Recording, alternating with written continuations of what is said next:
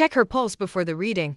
That's what I heard from the hallway. Rain tapped the window like someone knocking but too polite to enter. I stood at the top of the stairs, holding the rail he once carved with his bare hands. Watching my family move through the house as if I were already gone, a neon note was slapped onto the grandfather clock. Mine. Another stuck to the armchair where I used to read bedtime stories. Mine. My grandson strolled from room to room like an appraiser of memories. His sister followed with her phone, mapping out square footage. Spa room, she said. Once she's out, someone guided me toward the midroom. A single folding chair waited there, wobbling on the tiles. Sit, Grandma, they said, almost sweetly. You'll be more comfortable away from the noise.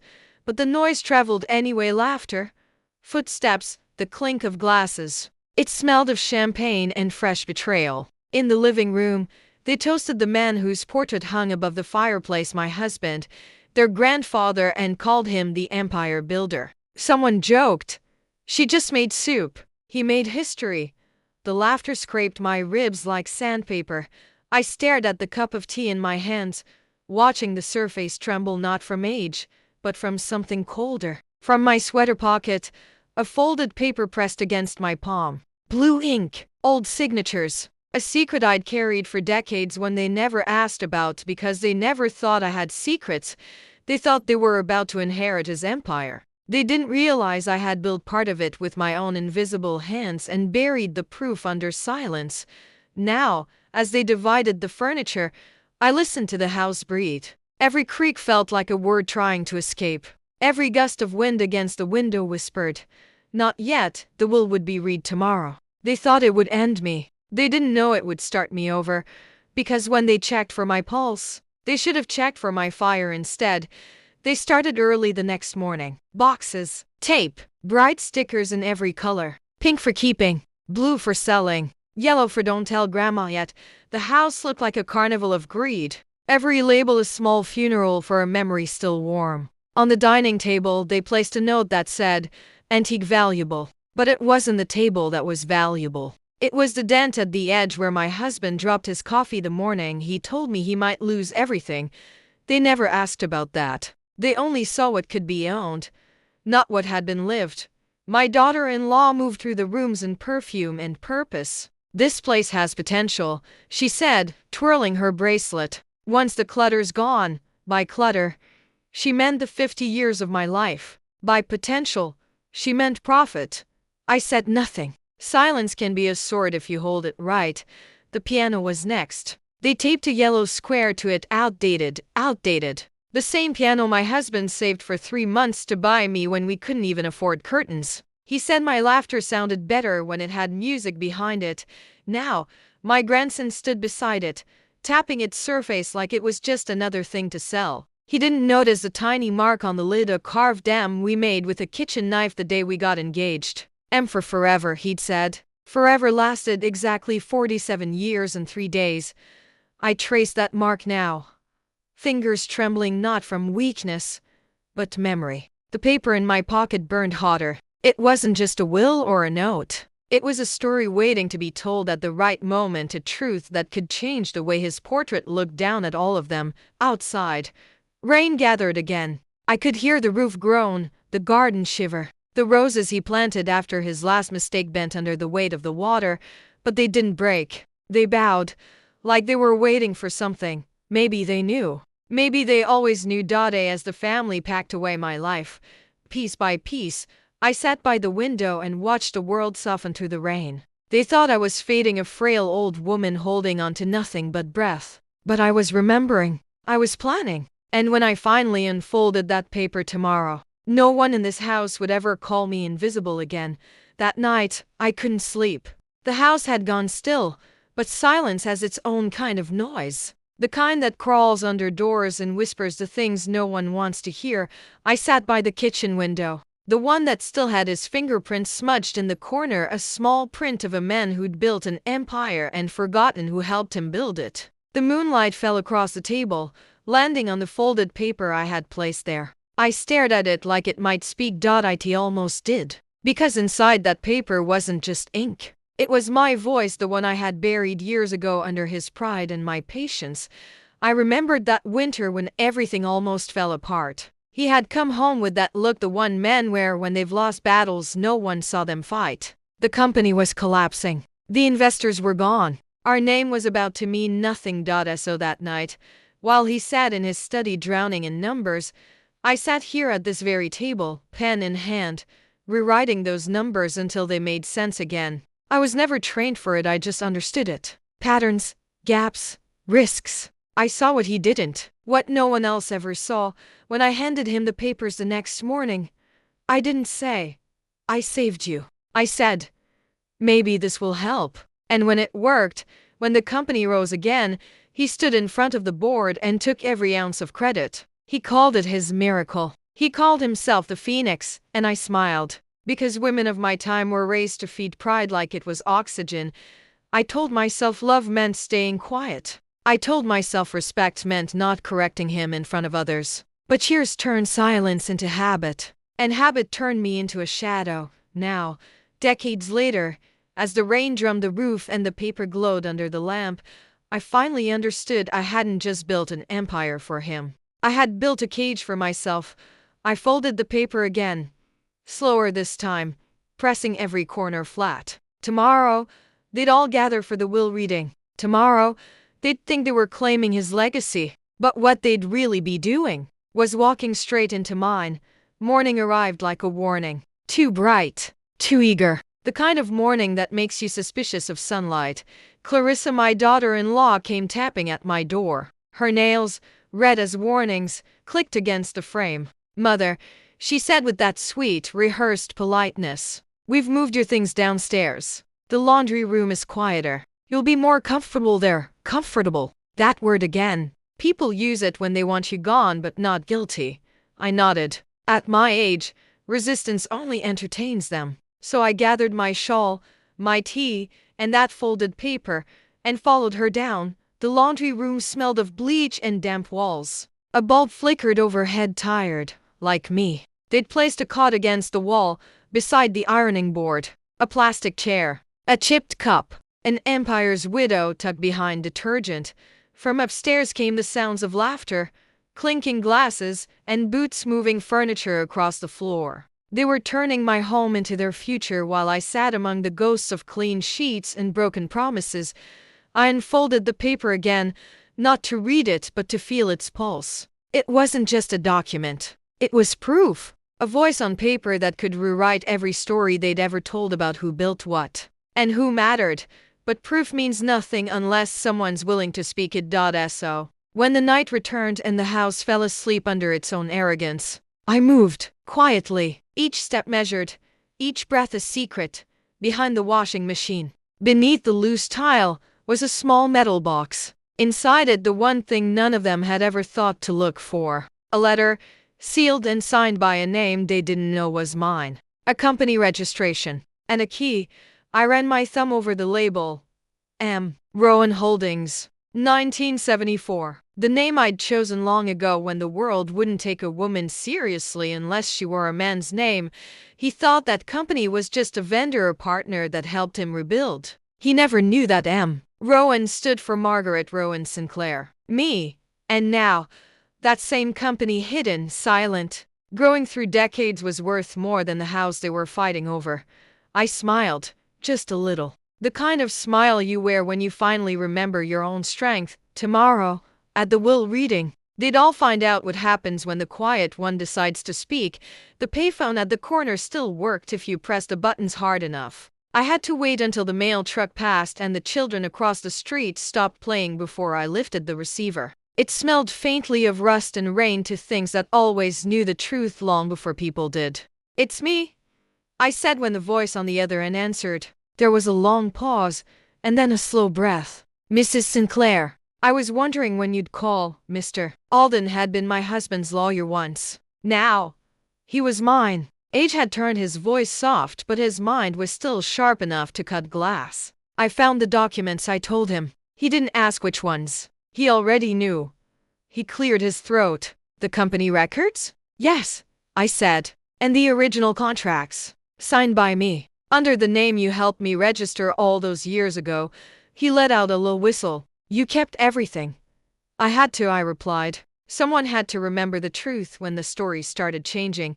By afternoon, I was sitting in his office. The same oak desk. The same stack of files that looked like they'd been waiting just for me. He adjusted his glasses and unfolded the papers I brought. Every line, every signature, every number still alive after all this time. Margaret, he said quietly, this means you weren't just part of the company. You were the company.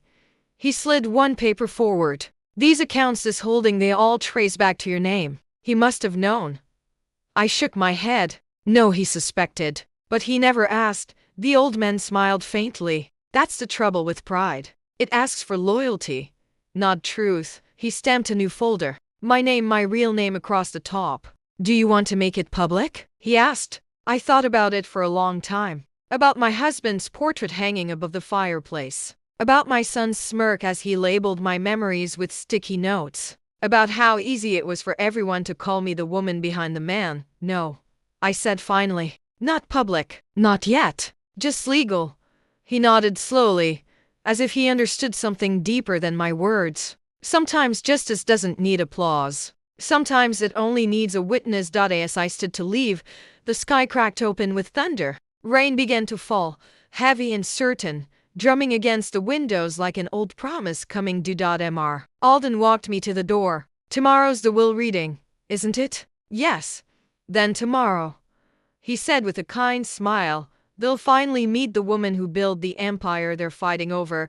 I looked up at the rain, then back at him. Not yet, I whispered. Tomorrow, they'll meet the woman they buried, and she'll still be breathing. The will reading took place in my husband's old office, the one with the wide windows and the view he used to call his kingdom. Now it looked more like a museum of ghosts. Cold, polished, and too quiet to be kind. Clarissa was the first to arrive, dressed in black silk that whispered when she moved. Joseph followed, his tie crooked, his face rehearsed into sympathy. The grandchildren came last, all screens and sighs, whispering like the world owed them something. I sat in the corner near the window. Not the center of attention, never that, but close enough to see every face when the truth started to sting. Mr. Alden stood by the desk, his briefcase beside him, his expression calm as a prayer. He began to read. The first few lines were the usual rituals of the dead: condolences, gratitude, remembrance. Then came the part they were all waiting for. To my beloved wife, Margaret. Clarissa rolled her eyes. I leave the house, the estate, and the business holdings, to be distributed as outlined in the attached trust agreement. Joseph leaned forward. The attached trust. Mr. Alden adjusted his glasses. Yes, signed by both your parents, 37 years ago. Updated 5 times, last one by your father himself. A flicker of discomfort moved across my son's face, the kind that comes when someone realizes the past still has teeth. He tried to laugh. I'm sure Mother won't mind simplifying things, but I didn't speak. I just let the silence hold. Mr. Alden cleared his throat and pressed a button on a small recorder. A familiar voice filled the room, slow, steady, unmistakable. My husband's voice. If my son ever speaks ill of his mother, it said, or questions her judgment, deduct $1 million per word. The air stopped moving. Clarissa's smile froze halfway through a smirk. The grandchildren stared, confused. Joseph blinked once, twice, like he'd heard a ghost. Mr. Alden paused the tape and looked up. There's more, he said gently. Your father recorded this a few weeks before he passed. He pressed play again. Margaret, my husband's voice said, softer this time. If they ever forget who kept this house standing, who saved my name when I almost lost it, you remind them. You remind them that every number I ever claimed started with your handwriting. The room went still. Even the rain outside seemed to stop to listen. I could feel my heartbeat, slow, steady, deliberate. Joseph looked at me, searching my face for something in explanation, maybe forgiveness. But I gave him neither. Some lessons are learned only through silence. Mr. Alden closed the file. There's one more section. But before I continue, he said, Mrs. Sinclair has something to add. All eyes turned to me. I reached into my coat pocket, fingers brushing the familiar fold of paper, the one that had waited a lifetime for this moment. I didn't unfold it yet. Not yet. I just looked at them all: my son, his wife, the children who didn't know my name beyond grandma, and said quietly, "Before you take what you think is yours, you should know what really built it." The room held its breath. Even the rain outside waited. I unfolded the paper with slow, steady hands. It made that soft crinkle sound that always comes before something breaks. "This," I said, sliding it across the table, "was signed in 1974, under the name M. Rowan Holdings." Clarissa leaned forward. "And what is that supposed to be?" "A company," I replied. "The one your father rebuilt the family fortune through." Joseph frowned. "Mother, that's absurd. M. Rowan was one of our early investors." I smiled, not kindly, not cruelly, just truthfully. "Yes, I was, Mr." Alden opened his briefcase and drew out another document, yellowed, stamped, sealed. He placed it beside mine like a mirror. "Same signature," he said. "Same registration. The handwriting analysis confirms it. Margaret Rowan Sinclair. M. Rowan." The silence that followed wasn't quiet. It was alive. 1,000 unsaid apologies rustled in it. Joseph's voice cracked first. "You mean you owned?" "I founded it," I said, "when your father's company was days from collapse. He thought an outside investor saved him. He was half right." Clarissa's bracelet clinked as she crossed her arms. "Why hide it?" "Because the world I lived in didn't believe a woman could build anything but a meal." I looked at each of them, one by one. At first I told myself it didn't matter whose name was on the door as long as we kept our home, our dignity. But years turned that silence into cement. "And you built your comfort on it." My grandson's eyes softened. "Grandma, we never knew." "No," I said gently. "You never asked, Mr." Alden handed Joseph another folder. "Current valuation," he said. "The company Mrs. Sinclair founded still exists. Under her full ownership." Numbers spilled across the page, more zeros than any of them had imagined. Clarissa's voice dropped to a whisper. "That's impossible." "Impossible," I said. "It's just what people call invisible when they're too proud to look."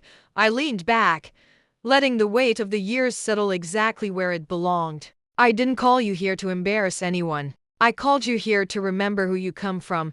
The room stayed silent. Not shame, understanding, slow, aching understanding. Outside, the rain began again, softer this time. The roses in the garden tilted their heads toward the window, like they were listening too. I closed the folder and whispered, "Names written in air fade.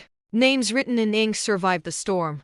Morning crept in, pale and slow, like a house ashamed of what it had heard. No one spoke at breakfast. The same mouths that once laughed too loudly were suddenly careful with words, as if every syllable might cost them something. Joseph sat at the table, staring at his hands. Clarissa pretended to scroll her phone, but her reflection in the screen was glass-eyed and still. The children lingered near the stairs, whispering half apologies that never found a full sentence. I made tea. The old way, leaves, not bags. The sound of the kettle filled the room like a small forgiveness. When it was ready, I set a cup before my son. He didn't look up. "You should have told me," he said, voice frayed. I smiled, a tired kind of smile. "You should have asked." He flinched, then nodded. "Sometimes the truth doesn't shout. It just sits beside you until you finally see it." They began to pack later that day. Not my things, their own. Suitcases thumped across the floorboards, footsteps echoing in the hall. The bright stickers they had plastered on every surface peeled away one by one. Pink, blue, yellow, the colors of greed fading under honest light. I followed quietly, removing the last of them myself. The one on the piano, outdated. The one on the clock, mine. Each peeled strip left a small square of raw wood, lighter than the rest. Scars where paper had once claimed ownership. By dusk, the house felt cleaner, not emptier, lighter. The rain had stopped, and through the window the roses stood tall again, drinking the new air. Clarissa paused at the door. "I didn't mean to," she started. "I know," I said. "You only did what the world taught you to take before you're taken from." She nodded, eyes shining the way guilt shines right before it becomes understanding. When they left, the house sighed. I sat at the piano and touched a carved M on the lid. "M for forever," he'd said once. Maybe he was right. Forever just took a longer road than either of us expected. Tomorrow, I would meet Mr. Alden again. There were papers to sign, donations to arrange, one final letter to send. But tonight, I simply watched a last sticker curl and fall to the floor. It landed softly like an apology that finally knew where to rest. Spring came early that year. Or maybe it just felt that way because the house finally knew peace. I sold it without ceremony. No open house. No realtor chatter. Just one signature, one long exhale, and a silent thank you to the walls that had carried too much for too long.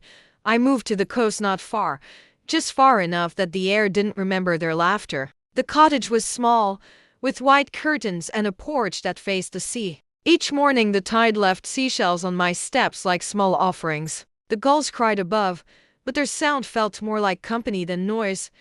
I took very little with me. A kettle, the old piano now tuned and whole, the photo from our 30th anniversary, not for him, but for me, to remember that once I was loved deeply before pride learned how to speak louder than kindness. Mr. Alden helped me set up the rest. A trust, a scholarship, a foundation under the same name I once hid behind M. Rowan. This time, though, the world would know who she was.